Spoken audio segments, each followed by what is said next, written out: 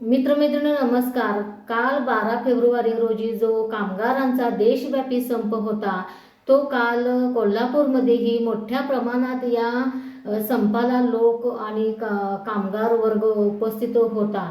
कोल्हापूरमध्ये दसऱ्या चौकातून ही रॅली निघाली होती. ते कलेक्टर ऑफिसच्या कार्यालयासमोर जाऊन कलेक्टरांना यांनी निवेदन दिलं आणि हा संप तेथे संपन्न झाला. या संपामध्ये अनेक घोषणाबाजी झाली, अनेक फलक तेथे सरकारच्या विरोधात होते. वेगवेगळ्या संघटनांचे जे कर्मचारी होते, कार्यकारी अधिकारी होते, ते त्यांनी भाषणं केली आणि तिथे जमलेल्या सर्व कामगारांना संबोधित केलं की हा संप कशासाठी होता. तर थोडक्यात सांगते, हा संप जे सरकारने जुने 29 कामगार कायदे होते ते रद्द करून नवीन 4 कामगार संहिता कोड लागू करण्याचा निर्णय घेतलेला आहे. तर याच्या विरोधात म्हणजे कामगारांचं असं म्हणणं आहे की ही जी 4 कोड सरकार आणू पाहते ते कामगारांच्या हिताचं नाही.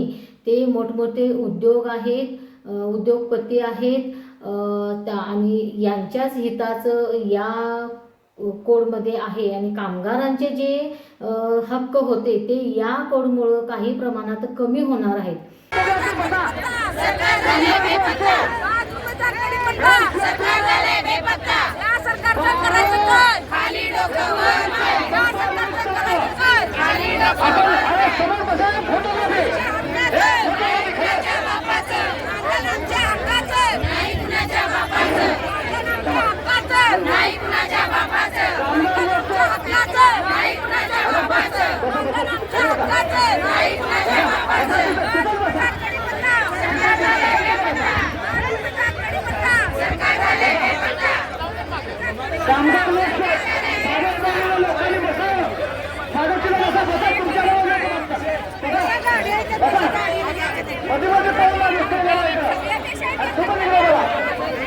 कामगार जो असतो 12 फेब्रुवारीच्या निमित्तानं आपण या ठिकाणी कामगार संघटना संयुक्त कृती समितीच्या वतीनं सर्व धंद्यातील कामगारांचं नेतृत्व करणाऱ्या कामगार संघटना संयुक्त कृती समितीच्या वतीने या ठिकाणी आलेलो आहोत.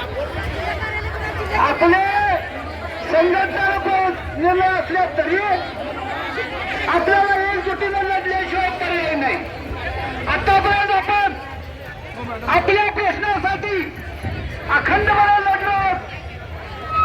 500ची पगारवाढ घेऊन 15,000-16,000 पगार घेतलेला आहे आणि किमान वेतन देणार नाही म्हणणाऱ्यांना सुद्धा चळवळीच्या ताकदीवर आपण किमान वेतन आम्ही घेतलेला आहे.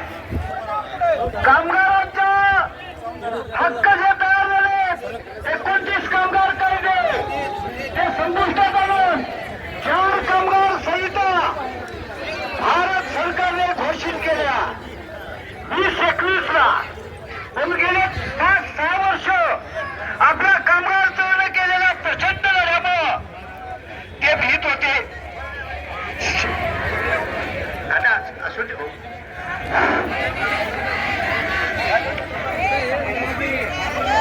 बसा बसा खाली बसा. तुम्ही उभारला की लोक उभारला. कामगार संहिता 4 कामगार संहिता लागू कामगार वर्गाचे हक्क संपुष्टात आणण्याचा प्रयत्न केंद्र सरकार करायला लागलेला आहे. याच्या विरुद्धची लढाई देशव्यापी कामगारांनी एकत्र घेऊन.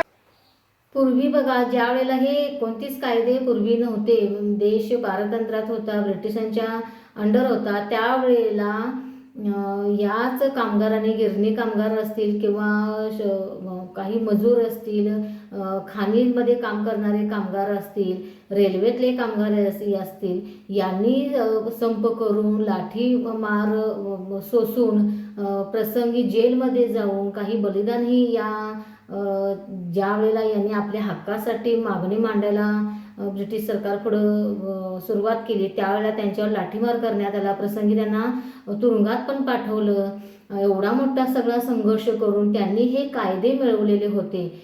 तर हे कायदे त्यांनी आताच्या सरकारने हे रद्द करून नवीन त्यांनी कायदे ते आणू पाहत आहेत. तर सरकारचं असं म्हणणं आहे की जे जुने कायदे होते ते क्लिष्ट होते, गुंतागुंतीचे होते आणि आता हे नवीन कायदे आहेत अगदी सोपे आणि सुलभ आहेत हे नवीन कायदे. आणि या कायद्यांमुळं नवीन रोजगार निर्मिती होईल, उद्योगांना चालना मिळेल, आपली अर्थव्यवस्थेला मदत होईल वाढण्यासाठी, असं हे या सरकारचं मत आहे. तर मला असं वाटतं की हे कायदे जर आणले तर ह्या कायद्यामध्ये असं ठोस कामगारांचे जवळजवळ हक्क यामध्ये कमकुवत करण्याचा प्रयत्न या सरकारनं केलेला आहे. शिवाय पूर्वीच्या कायद्या जे 29 पहिले कायदे होते त्या कायद्यामध्ये 100पेक्षा अधिक एखाद्या कंपनीत जर कामगार असतील आणि त्यांना जर कमी करायचं असेल तर सरकारशी चर्चा करून, संघटनेशी चर्चा करून हे कामगारांना कमी करण्यासाठी म्हणजे एवढं सगळी चर्चा वगैरे करायला लागायची आणि कायदेशीररित्या त्यांना कमी केलं जायचं. पण आता असं हे नवीन कायद्यामध्ये आहे की 300 जरी लोक त्या कंपनीत काम करत असली आणि त्या मालकाला वाटलं, कंपनी मालकाला, की ह्या लोकांना कमी करायचं आहे, तर तो कुणाशीही त्याला काही बंधनं नाही, तो स्वतःच्या मनाने या लोकांना लेबर म्हणून ठेवून येऊ शकतो आणि स्वतःच्या मनाने काढून टाकू शकतो. इतका हे कायदे इतके कामगारांच्या विरुद्ध किंवा त्यांच्या हक्क काढून घेणारे हे कायदे आहेत. त्यामुळंच हे सगळे कामगार, हे सगळे संघटना हे संपामध्ये उतरलेली. तर मलाही असं वाटतं की कामगारांचे जे वेगवेगळे हक्क आहेत त्यावर गदा आणण्याचं काम हे सरकार करू पाहते. कामगारांना पूर्वी संप करायचा असेल तर तो त्याचा हक्कच होता. तो हक्क कमकुवत करून त्यामध्ये वेगवेगळे नियम आणि अटी लावून तो संप करण्याचं सरकारनं जो घाट घातला आहे. म्हणजेच कामगारानं आपल्या मागणीसाठी संपच करू नये इतक्या नियम आणि अटी त्यामध्ये क्लिष्ट करून ठेवलेले आहेत. शिवाय जे कामगार पूर्वी 8 तासासाठी कामगार हे 8 तास काम करावेत, 8 तास झोपावेत आणि 8 तास कुटुंबासाठी हा त्यांचा पूर्वी ज्या वेळेला संघर्ष केला त्यावेळेला हक्क मिळवले त्यावेळेला हा नारा होता त्यांचा. तर तो आता 8 तासाचा आता ते 12 तास काम करून घेऊन ही पिळवणूकच आहे. 12 तास जर काम करून घेतलं तरी कामगारांची पिळवणूक आहे. शिवाय हे नवीन जे काही नवीन आता हे कोड येत आहेत तर ते कंपन्यांच्याच हिताचे आहेत, कामगारांच्या हिताचं काही नाही. जे कामगारांना जे ठोस हक्क मिळाले होते याच्यापूर्वी 29 जे नियम होते, कायदे होते, त्यानुसार जे हक्क मिळालेले आहेत ते हक्क ह्या नवीन 4 कायद्यामुळं हे कमकुवत झालेले आहेत. आणि याच्याच विरोधात हे सर्व संघटना, सर्व कामगार वर्ग हे एकवटल्यासाठी सर्व हे कामगार वर्ग आणि सर्व संघटना एकत्र येऊन हा लढा लढवत आहेत. पूर्वी मागे तुम्ही बघितलं असाल की शेतकऱ्यांचं जे आंदोलन झालं आणि शेतकऱ्यांना दिल्लीच्या बॉर्डरच्या आतमध्ये सुद्धा येऊ दिलं नाही. 1 वर्षाच्या वर आंदोलन झालं आणि शेतकऱ्यांनी एवढं संघर्ष करून त्यांनी सरकारला कायदा मागं घेण्यास भाग पाडलं. तसं हे आता कामगारांच्या बाबतीत पण होतंय की होणार आहे की काय, असा एक प्रश्न मला पडलेला आहे. आणि नक्कीच सर्व कामगारांनी आणि सर्व संघटनांनी अशीच एकजूट करून ह्या सरकारला जे नवीन कायदे केलेले आहेत ते मागं घेण्यासाठी भाग पाडावंच. तर मला असं वाटतं की हे कामगार आहेत म्हणून हे मोठमोठे उद्योगधंदे आहेत, ही पण कुठंतरी सरकारने गोष्ट लक्षात घ्यावी. आणि कामगार सुरक्षित असेल, कामगारांना चांगले हक्क मिळतील तर आपले उद्योगधंदेही चांगल्या गतीनं पुढे जातील.